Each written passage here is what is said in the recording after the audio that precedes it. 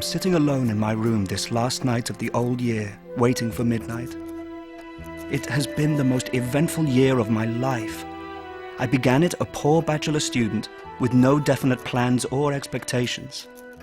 I end it a master and tutor in Christchurch with an income of more than £300 a year, and the course of mathematical tuition marked out by God's providence for at least some years to come.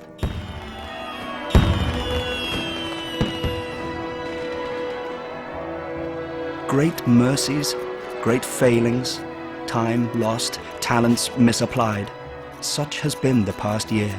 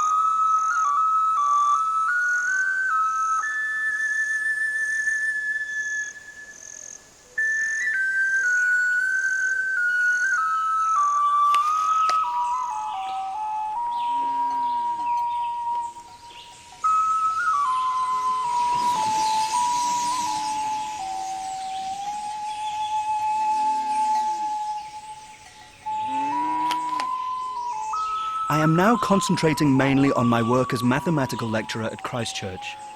In my manuscript, on the introduction of a fourth coordinate into algebraic geometry, I have devised methods for symbolizing points in the fourth dimension, and I am attempting to construct diagrams showing how such points can be represented visually. I am weary of lecturing and discouraged. It is thankless, uphill work, goading unwilling men to learning what they have no taste for, to the inevitable neglect of others who really want to get on.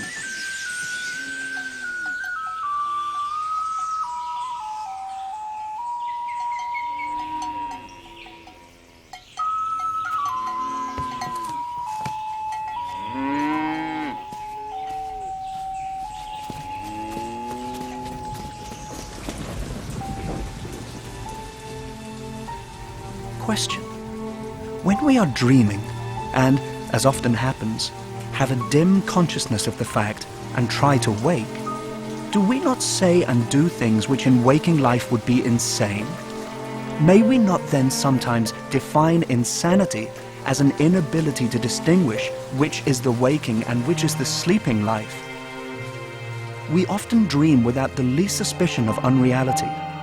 Sleep hath its own world, and it is often as lifelike as the other.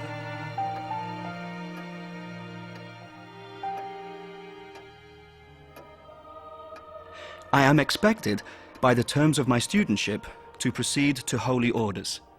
The first step in this process is being ordained Deacon of the Church of England. I am somewhat reluctant to take this step as I feel doubtful about my worthiness to make this commitment. My own personal religious convictions are not in doubt, but my practice of attending the theatre is an activity not deemed appropriate by some people for an ordained member of the church. I will confer with the Bishop of Oxford and my friend Liddon on this matter.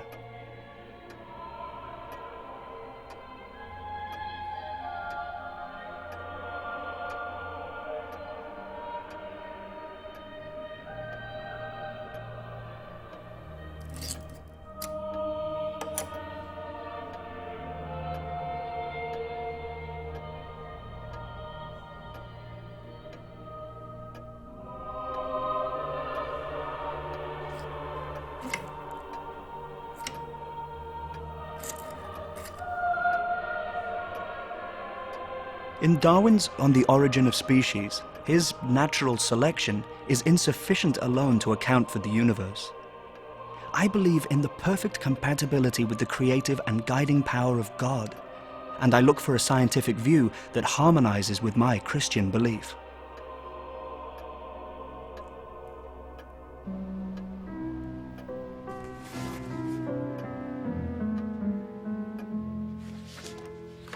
6 of my sisters sharing a new book with my youngest brother, Edwin, in the drawing room at Croft Rectory. My brother Wilfred met with a strange accident in catching a ball at cricket. It struck between the 3rd and 4th fingers, tearing a wound in the hand. The Smith daughters, much what one might expect from their free country life. Strong, active, and handsome, and with a strong aversion to books. This is my first single portrait of my youngest sister, Henrietta. She is now 16 years old. Fanny Smith is probably the most attractive of the family and enjoys sitting for my camera. 2 of my Lutwidge aunts, Henrietta and Margaret, agree to play chess for my camera. Anne, Fanny, Johanna, and Maria Smith are very pleasant and uniformly kind people.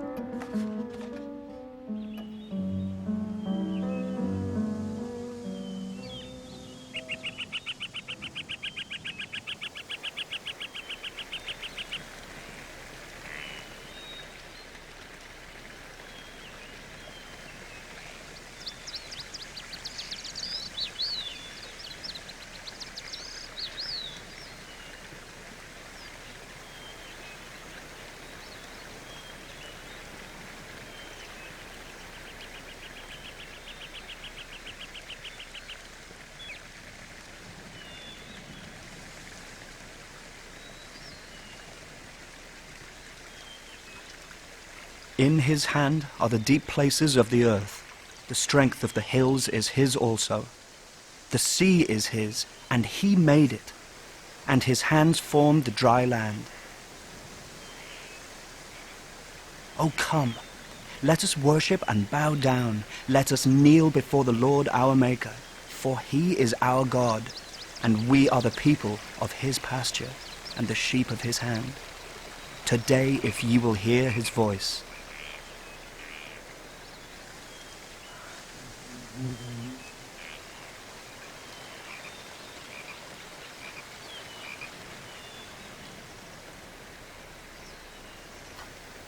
I enjoy very much drawing from life. John Ruskin, who is always willing to assist me with his valuable advice on any point of artistic criticism, told me that I had not enough talent to make it worth my while to devote much time to sketching.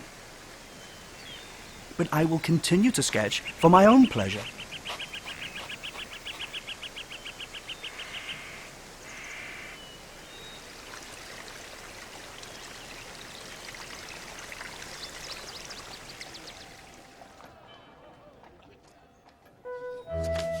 I made a proposal to the Common Room for a special volume of extracts from Punch for the benefit of members. The proposal was thrown out. I will continue to collect extracts for my own amusement, for my scrapbooks.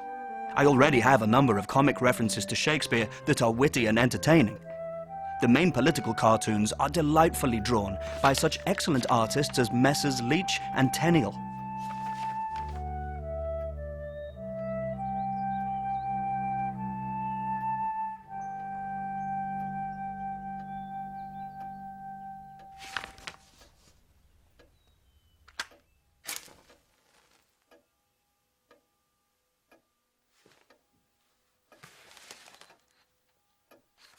Henry Liddon, a man of deeply held religious views, one of my closest and most valued friends. John Rodham Spencer Stanhope is now painting as a pupil of George Frederick Watts. Dr. Friedrich Max Muller from Leipzig is a professor of modern European languages. Christchurch recently awarded him an honorary master's degree, so we now see him in Common Room from time to time. Agnes Grace Weld has a very striking and attractive face. I sent a print of her as Little Red Riding Hood for Mr. Tennyson's acceptance. He pronounced the portrait, indeed, a gem. I have composed these verses to accompany the photograph. Into the wood, the dark, dark wood, forth went the happy child, and, in its stillest solitude, talked to herself and smiled, and closer drew the scarlet hood about her ringlets wild. And now at last she threads the maze, and now she need not fear. Frowning, she meets the sudden blaze of moonlight falling clear. Nor trembles she, nor turns, nor stays, although the wolf be near.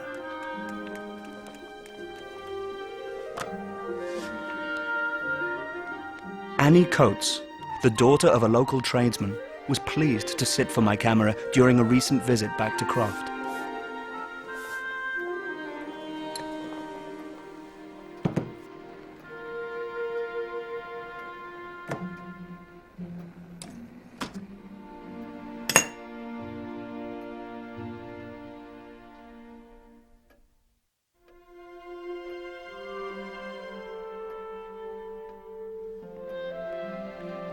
A shadow flits before me, not thou, but like to thee. Ah, Christ, that it were possible for one short hour to see the souls we loved, that they might tell us what and where they be. 'Tis a morning pure and sweet, and a dewy splendor falls on the little flower that clings to the turrets on the walls.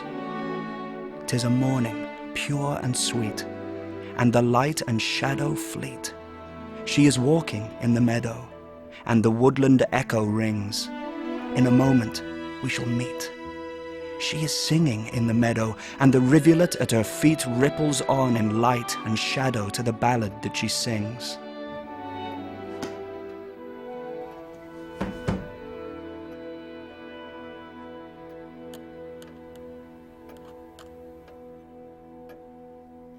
I called on Mrs. Liddell at the deanery and arranged for her 3 lovely children, Ina, Alice and Edith, to be photographed tomorrow in the deanery garden. Miss Prickett kindly consented to accompany them. Reginald Southey will come for a short time in the afternoon to play chess and to help in arranging the pictures.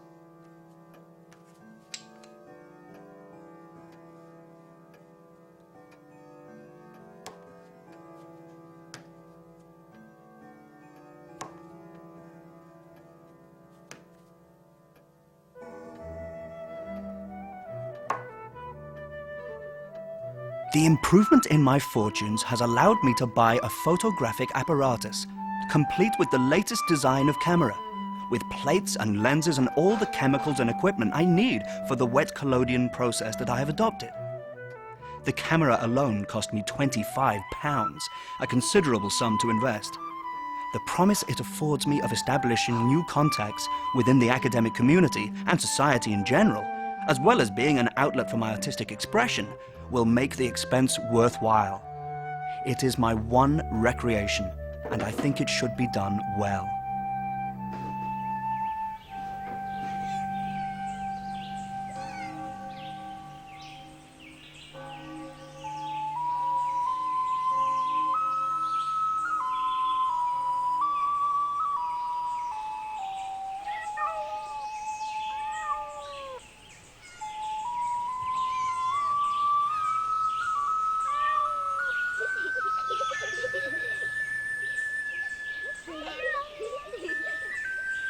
Anyone that has ever loved one true child will have known the awe that falls on one in the presence of a spirit fresh from God's hands, on whom no shadow of sin has yet fallen.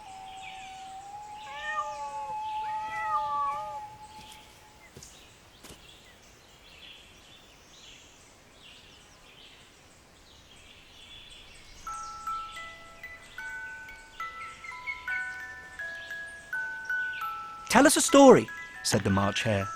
"Yes, please do," pleaded Alice. "And be quick about it," added the Hatter, "or you'll be asleep again before it's done." "Once upon a time there were 3 little sisters," the Dormouse began in a great hurry, "and their names were Elsie, Lacey and Tilly, and they lived at the bottom of a well."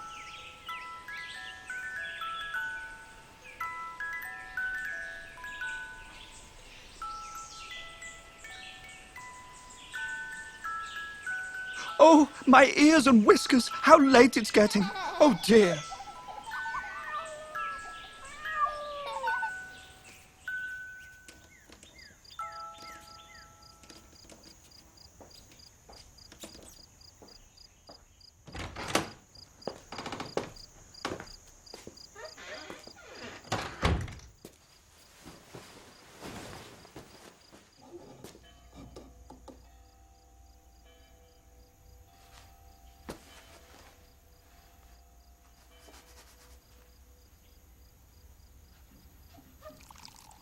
First, a piece of glass he coated with collodion and plunged it in a bath of lunar caustic, carefully dissolved in water. There he left it certain minutes.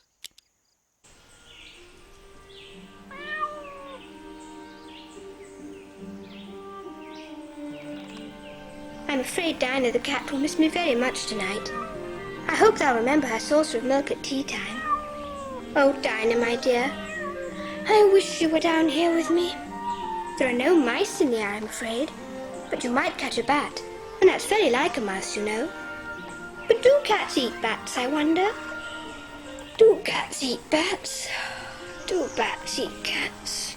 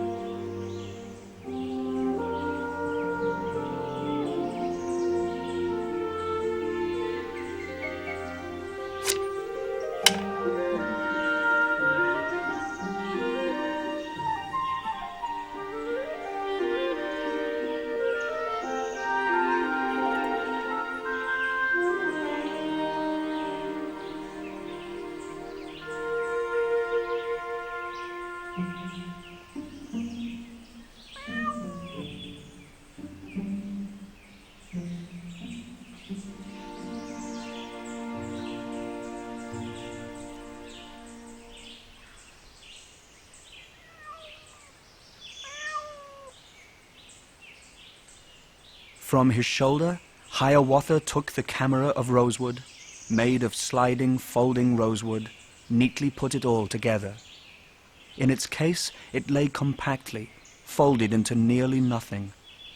But he opened out the hinges, pushed and pulled the joints and hinges till it looked all squares and oblongs, like a complicated figure in the second book of Euclid. This he perched upon a tripod, crouched beneath its dusky cover, stretched his hand, enforcing silence, said, "Be motionless, I beg you." Mystic awful was the process.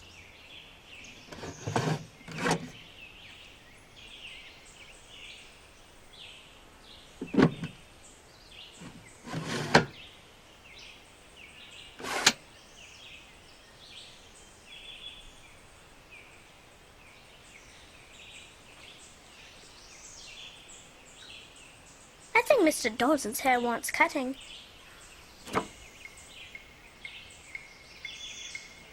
Mr. Dodson says I must try to keep quite still.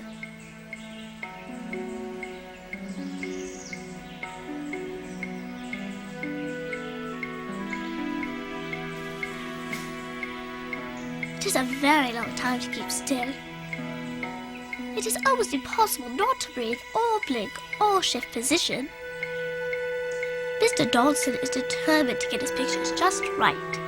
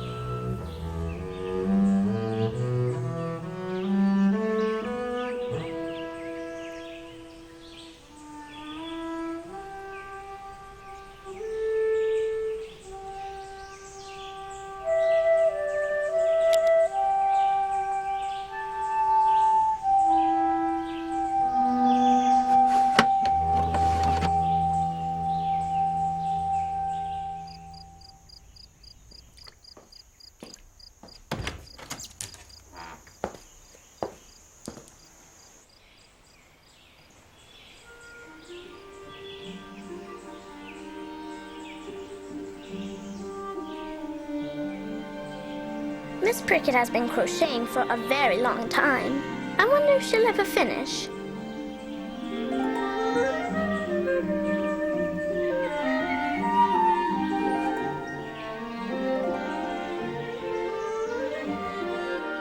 Secondly, my Hiawatha made with cunning hand a mixture of the acid pyrogallic and of glacial acetic and of alcohol and water. This developed all the picture.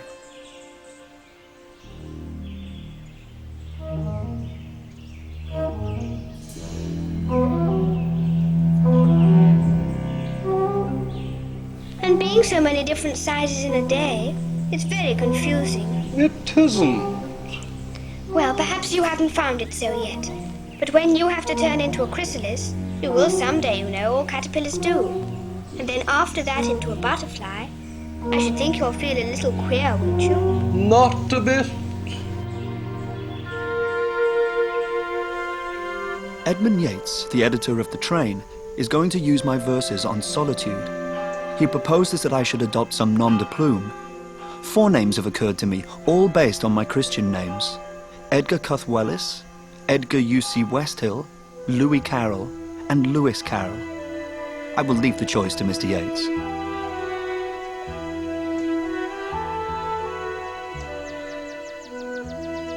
I love the stillness of the wood. I love the music of the rill. I love to couch in pensive mood upon some silent hill. Scarce heard, beneath yon arching trees, the silver-crested ripples pass, and, like a mimic brook, the breeze whispers among the grass. Here from the world I win release, nor scorn of men nor footstep rude break in to mar the holy peace of this great solitude. Ye golden hours of life's young spring, of innocence, of love and truth, bright, beyond all imagining, thou fairy dream of youth. I'd give all wealth that years have piled, the slow result of life's decay, to be once more a little child, for one bright summer day.